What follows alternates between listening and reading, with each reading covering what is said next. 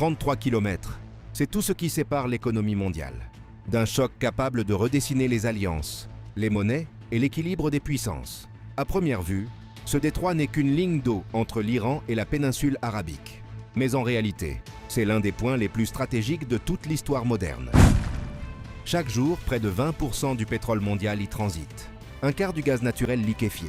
Des centaines de milliards de dollars d'énergie, de marchandises et de contrats reposent sur ce passage étroit. Et si Hormuz se bloque, même quelques heures, le monde entier tremble. Alors, pourquoi ce détroit est-il si vital? Pourquoi est-il impossible à contourner? Et pourquoi sa vulnérabilité représente-t-elle l'un des plus grands risques du XXIe siècle? Dans cette vidéo, on va plonger au cœur d'Hormuz à travers 10 chapitres. 1. Sa géographie unique, un goulot d'étranglement naturel. 2. Son rôle énergétique, véritable cœur battant de l'économie mondiale. 3. Les routes alternatives, qui ne suffisent pas. 4. Son histoire, marquée par les tensions et les crises. 5. La stratégie iranienne, qui fait d'Hormuz un levier géopolitique. 6. La présence américaine, garante de la liberté de navigation. 7. La montée en puissance de la Chine, dépendante du Golfe. 8. La vulnérabilité des monarchies du Golfe. 9. La fragilité énergétique mondiale révélée par ce point unique. 10. Et enfin, les scénarios possibles pour l'avenir. Hormuz n'est pas un simple détroit. C'est un miroir de notre époque. Un monde interdépendant, vulnérable, et toujours à un incident près d'un bouleversement global. Chapitre 1. La géographie du destin.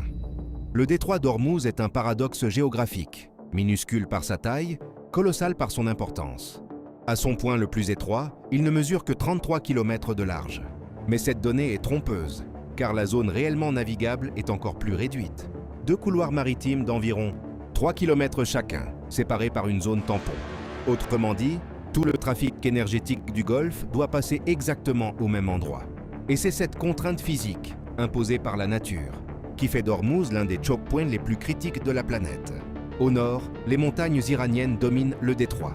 Elles offrent à Téhéran une vue directe sur chaque navire et des positions idéales pour surveiller, contrôler ou menacer le passage. Au sud, les côtes plus basses d'Oman et des Émirats abritent ports, terminaux pétroliers et bases navales, mais sans jamais offrir un contrôle total du détroit. La profondeur joue aussi un rôle clé. Les superpétroliers ne peuvent naviguer que dans des zones précises, étroites et prévisibles. Cela signifie qu'un incident, une panne, une collision, un navire échoué pourrait suffire à bloquer le passage. Enfin, la présence d'îles disputées, de récifs et de hauts fonds ajoute une complexité supplémentaire. Certaines zones sont militarisées, d'autres revendiquées, et chacune peut devenir un point de tension. L'argument central est simple. Hormuz n'est pas stratégique parce que les puissances l'ont décidé. Il est stratégique parce que la géographie l'a rendu incontournable. Et tant que cette géographie ne change pas, le monde restera dépendant de ce goulet d'étranglement. Chapitre 2. Le cœur énergétique du monde. Pour comprendre pourquoi Hormuz est vital, il faut comprendre ce qui y transite. Et ce qui y transite, ce n'est pas seulement du pétrole, c'est le carburant du monde moderne. Chaque jour, près de 21 millions de barils de pétrole et de condensat passent par ce détroit. C'est l'équivalent de la consommation combinée des États-Unis, de l'Inde et du Japon. Aucun autre passage maritime au monde ne concentre autant d'énergie en si peu d'espace. Le pétrole n'est pas un produit comme les autres. C'est la base de tout. Transport, agriculture, industrie, logistique, armée, commerce international. Sans pétrole, les chaînes d'approvisionnement s'arrêtent. Les prix explosent, les économies se paralysent. Et Hormuz n'est pas seulement le cœur du pétrole. C'est aussi l'artère principale du gaz naturel liquéfié. Le Qatar, l'un des plus grands exportateurs mondiaux, envoie la majorité de son GNL par ce détroit. Ce gaz alimente l'Europe, l'Asie et une partie de l'Afrique. Sans Hormuz, plusieurs régions du monde se retrouveraient en crise énergétique immédiate. Ce qui rend cette situation encore plus critique, c'est la concentration géographique des ressources. Les plus grands gisements de pétrole et de gaz de la planète se trouvent autour du Golfe Persique. Mais pour atteindre les marchés mondiaux, ils doivent tous emprunter la même sortie, Hormuz. En d'autres termes, si Hormuz s'arrête, une partie du monde s'arrête avec lui. Et c'est cette dépendance extrême, cette centralisation énergétique, qui fait du détroit un point de vulnérabilité unique. Un point où la moindre perturbation, un incident, une attaque, une tension militaire, peut provoquer une flambée des prix, une panique sur les marchés et des répercussions immédiates sur l'économie mondiale. Hormuz n'est donc pas seulement un passage stratégique. C'est le cœur énergétique du monde, un cœur exposé, fragile et indispensable. Chapitre 3. Les routes alternatives. Une illusion. Lorsqu'on parle du détroit d'Ormuz, une question revient souvent. Et s'il se fermait, n'existe-t-il pas d'autres routes pour transporter le pétrole du Golfe? La réponse est simple. Oui, il existe des alternatives. Mais aucune ne peut remplacer Ormuz. Commençons par la plus importante. L'oléoduc Est-Ouest de l'Arabie Saoudite, qui relie les champs pétroliers du Golfe à la mer Rouge. C'est la seule infrastructure capable de contourner totalement le détroit. Mais même à pleine capacité, il ne peut transporter qu'une fraction du pétrole saoudien, et encore moins du pétrole des autres pays du Golfe. Deuxième alternative, le pipeline Habshan Fujairah, aux Émirats arabes unis. Il permet d'exporter une partie du brut émirati, directement sur la côte de l'océan Indien, sans passer par Ormuz. Utile? Oui. Décisif? Non. Sa capacité reste limitée face aux volumes colossaux qui transitent chaque jour par le détroit. L'Irak, de son côté, dispose de quelques infrastructures terrestres vers la Turquie. Mais elles sont anciennes, vulnérables, et loin de pouvoir absorber le flux irakien actuel. Quant à Oman, ses capacités sont encore plus modestes. Même en additionnant toutes ces routes alternatives, on n'arrive qu'à quelques millions de barils par jour, alors que plus de 20 millions passent quotidiennement par Ormuz. Autrement dit, les alternatives existent, mais elles ne compensent pas. Et c'est là que réside l'argument central. Le marché pétrolier mondial est extrêmement sensible. Il suffit d'un déficit de 2 à 3% pour faire bondir les prix. Alors imaginez un manque de 20, 30 ou 40%. Les réserves stratégiques internationales peuvent amortir un choc, mais seulement pendant quelques semaines. Elles ne remplacent pas un détroit qui fonctionne. En réalité, tant que les infrastructures terrestres resteront limitées, tant que les pays du Golfe dépendront de leurs terminaux du Golfe Persique, et tant que la demande mondiale restera élevée, Ormuz restera irremplaçable. Les routes alternatives ne sont pas une solution. Elles ne sont qu'un filet de sécurité, trop petit pour retenir une crise majeure. Chapitre 4. L'histoire d'un détroit en tension. Le détroit d'Ormuz n'a jamais été un passage tranquille. Depuis plus de 40 ans, il est au cœur d'une succession de crises qui ont façonné sa réputation de zone explosive. Et comprendre cette histoire, c'est comprendre pourquoi le monde le surveille en permanence.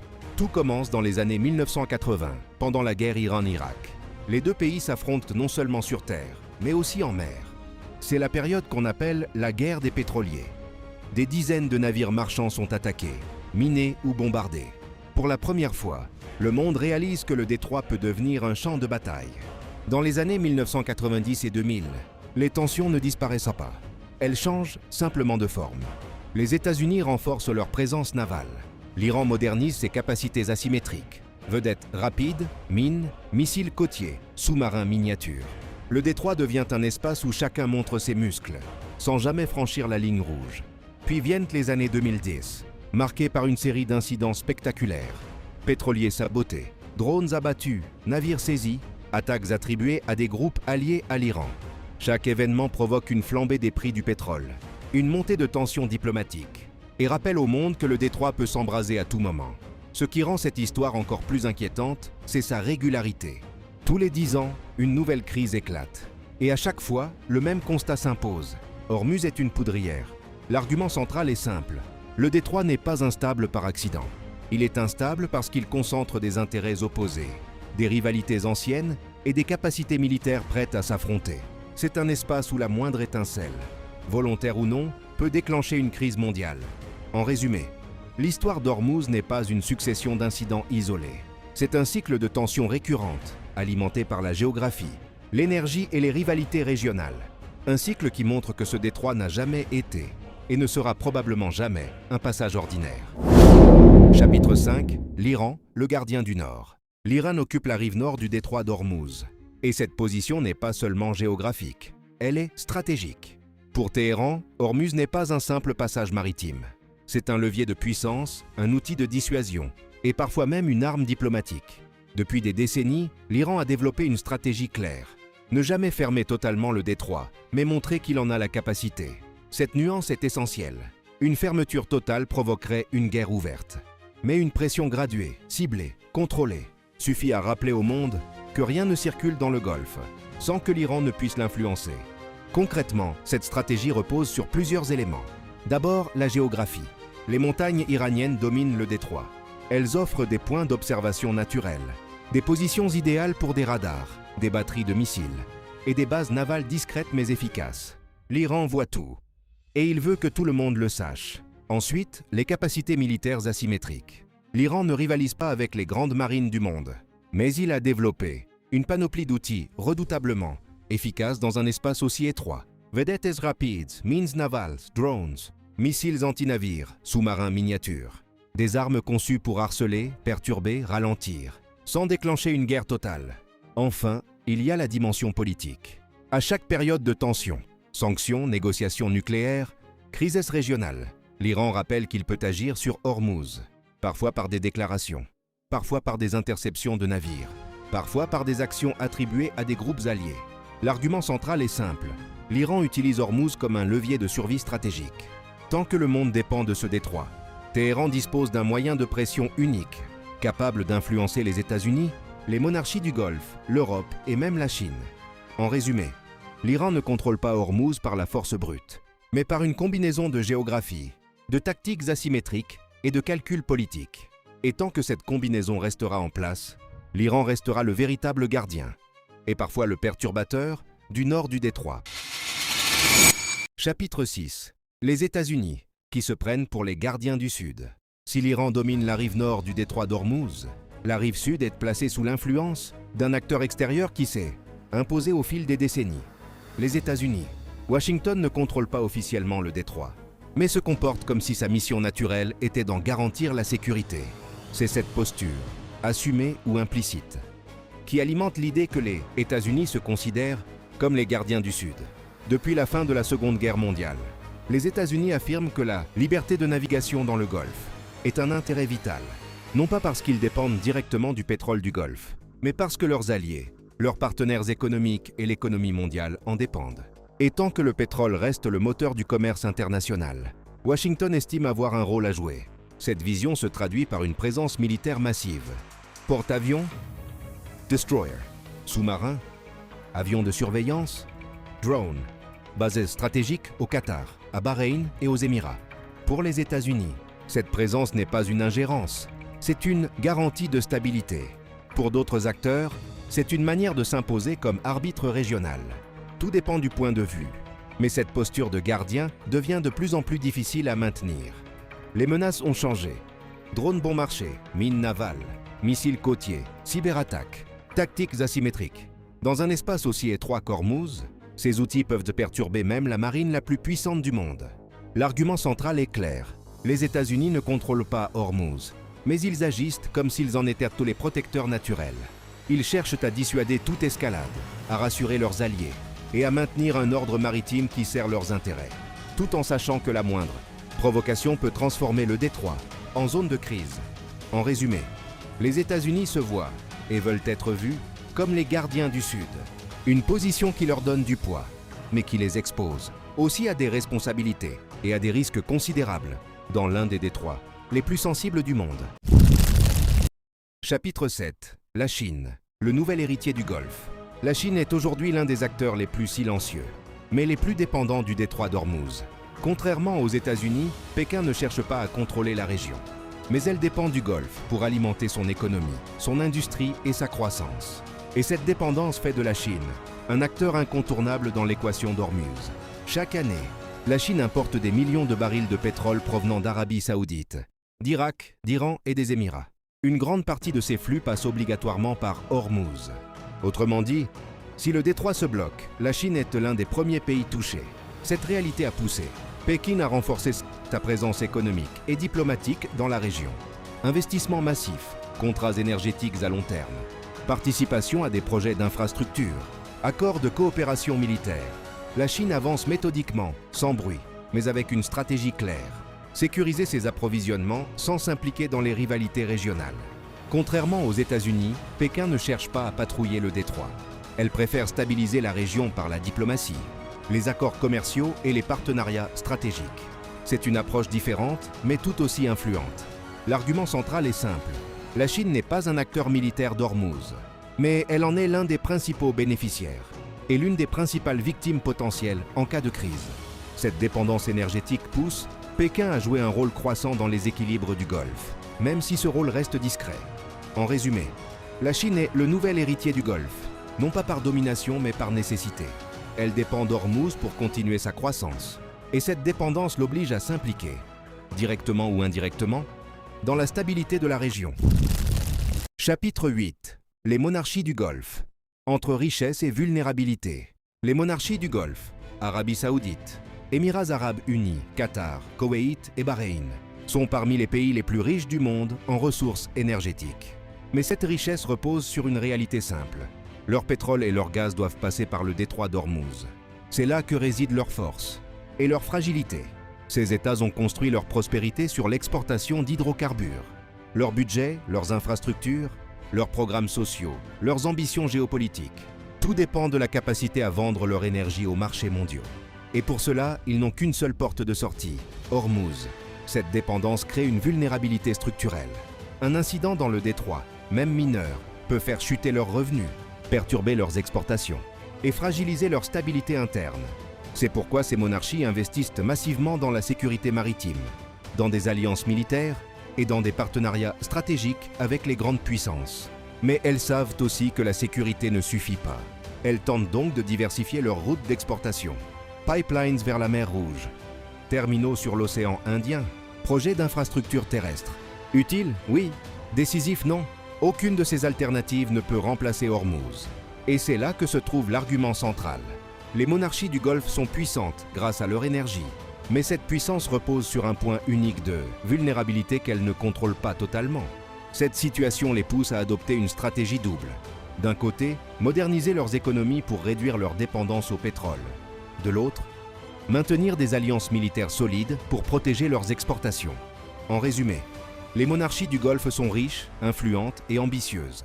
Mais tant que leur énergie dépendra d'Ormuz, elles resteront exposées à un risque qu'elles ne peuvent ni ignorer ni éliminer. Chapitre 9. Le monde. Face à la fragilité énergétique. Le détroit d'Ormuz n'est pas seulement un enjeu régional. C'est un révélateur de la fragilité énergétique du monde entier. Car ce qui se joue dans ces 33 km d'eau dépasse largement le Moyen-Orient.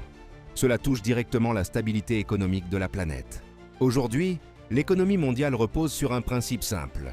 Le pétrole doit circuler, partout, tout le temps, sans interruption. Et une grande partie de ce pétrole passe par Ormuz. Cela signifie que la moindre perturbation, un incident, une attaque, une tension diplomatique, peut provoquer des effets immédiats à l'échelle globale. Concrètement, que se passe-t-il lorsqu'Ormuz est menacé? D'abord, les marchés réagissent instantanément. Les prix du pétrole montent, parfois en quelques heures.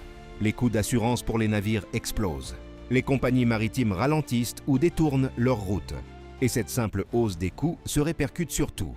Transport, production, alimentation, énergie, inflation. Ensuite, les États importateurs paniquent. L'Europe, l'Asie, l'Afrique du Nord, l'Inde, la Chine. Tous dépendent du pétrole du Golfe. Et tous savent qu'ils n'ont pas d'alternative immédiate si le flux se bloque. Enfin, les grandes puissances réagissent politiquement. Elles renforcent leurs alliances, mobilisent leurs réserves stratégiques et parfois même déploient leurs forces navales pour sécuriser les routes. Chaque crise à Ormuz devient donc une crise diplomatique mondiale. L'argument central est simple. Le monde moderne repose sur un système énergétique extrêmement concentré et donc extrêmement vulnérable. Ormuz n'est pas le seul choc-point du globe, mais c'est le plus critique. Et tant que la demande mondiale de pétrole restera élevée, cette vulnérabilité restera structurelle. En résumé, le détroit d'Ormuz n'est pas seulement un passage stratégique. C'est un test permanent de la résilience du système énergétique mondial. Un rappel que notre économie globale, aussi vaste soit-elle, peut être fragilisée par un point minuscule sur la carte. Chapitre 10. Les scénarios pour l'avenir. Le détroit d'Ormuz est un point fixe sur la carte. Mais son avenir, lui, reste profondément incertain. Parce qu'il concentre énergie, rivalité régionale et intérêts mondiaux. Plusieurs trajectoires sont possibles. Et chacune d'elles aurait des conséquences majeures pour l'économie globale. Voici les 4 scénarios les plus réalistes. Scénario 1.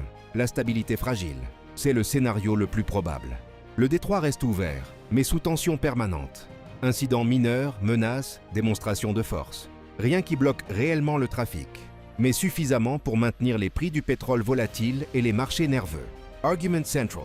Le statu quo tient, mais il repose sur un équilibre instable entre l'Iran, les États-Unis, les monarchies du Golfe et la Chine. Scénario 2. Le blocage temporaire. Un incident majeur. Attaque, collision, sabotage.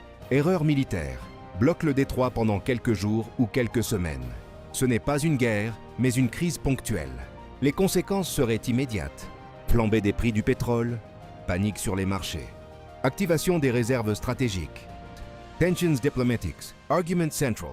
Même un blocage court suffit à perturber l'économie mondiale. Scénario 3, la fermeture prolongée. C'est le scénario le plus redouté. Un conflit régional ou une escalade incontrôlée ferme le détroit pendant plusieurs mois. Dans ce cas, les routes alternatives ne suffisent plus. Le monde entre dans une crise énergétique majeure. Les effets seraient massifs. Récession mondiale, ruptures d'approvisionnement, inflation extrême, tensions politiques dans de nombreux pays. Argument central.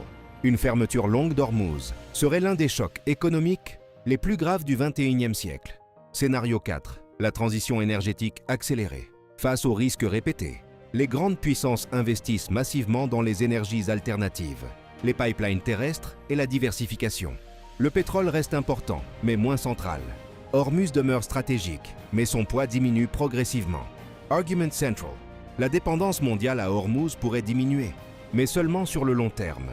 En somme, l'avenir d'Hormuz dépend autant de la géopolitique que de l'évolution du système énergétique mondial. Mais une chose est certaine, tant que le pétrole restera indispensable, le monde restera vulnérable à ce détroit minuscule mais décisif. Ce qu'il faut retenir, le détroit d'Hormuz n'est qu'une ligne d'eau sur une carte. 33 km à peine. Mais ce mince passage concentre plus de tensions, de richesses et de risques que n'importe quel autre point du globe. Ce que révèle Hormuz, ce n'est pas seulement la rivalité entre l'Iran, les États-Unis ou les monarchies du Golfe. Ce que révèle Hormuz, c'est la dépendance structurelle du monde, moderne à un système énergétique fragile, centralisé et vulnérable. Tant que le pétrole restera indispensable, tant que les économies dépendront de ces flux, tant que les grandes puissances chercheront à sécuriser leurs intérêts, Hormuz restera un point de tension permanent. Ce détroit n'est pas seulement un passage maritime, c'est un test de stabilité, un test de coopération, un test de résilience. Un rappel brutal que l'économie mondiale peut vaciller à cause d'un incident dans un corridor de quelques kilomètres. L'avenir d'Hormuz dépendra des choix que feront les États, des technologies qu'ils développeront et de la vitesse à laquelle le monde parviendra, ou non, à réduire sa dépendance au pétrole. Mais une chose est certaine, tant que ce détroit restera la porte d'entrée de l'énergie mondiale, il restera aussi l'un des points les plus sensibles de notre époque. Merci d'avoir suivi cette analyse. Si ce sujet vous a intéressé, n'hésitez pas à vous abonner pour découvrir d'autres décryptages géopolitiques. Et surtout, dites-moi en commentaire, selon vous, quel scénario est le plus probable pour l'avenir d'Hormuz ?